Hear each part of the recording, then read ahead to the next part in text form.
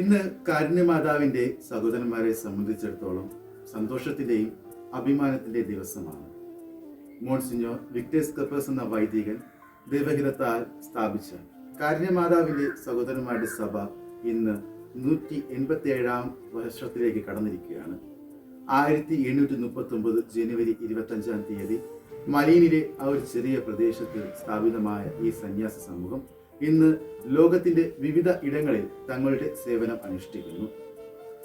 നമ്മുടെ കർത്താവായ ഈശോയുടെ ആ കരുണയുടെ മുഖം പരിശുദ്ധ കന്യകാമറിയത്തിന്റെ മാതൃസ്നേഹത്തിൽ ചാലിച്ച് വിശുദ്ധ യൗസേപ്പ് പിതാവിന്റെ പ്രതിസ്നേഹത്താൽ പൊതിഞ്ഞ് വിശുദ്ധ വിൻസെന്റ് ഡിപ്പോയുടെ ആത്മീയതയോടൊപ്പം ചേർത്ത് നൽകുന്ന കാരുണ്യമാതാവിന്റെ സഹോദരന്മാരുടെ സഭ ഇന്ന് സമൂഹത്തിൽ നിരാലംബരും നിർധനരുമായവരെ, സമൂഹത്തിൽ നിന്ന് മാറ്റി നിർത്തപ്പെട്ടവരെ, ജീവിതത്തിൽ ഇനി എന്ത് എന്നറിയാതെ മുന്നോട്ട് പോകാതെ പകച്ചു നിൽക്കുന്നവരെല്ലാം അവർക്കെല്ലാം നമ്മുടെ കർത്താവായ ഈശോയുടെ ആ കരുണയുടെ മുഖം കാട്ടിക്കൊണ്ട് അവർക്ക് മുന്നിൽ സേവനം ചെയ്തുകൊണ്ട് മുന്നോട്ട് പോകുന്നു.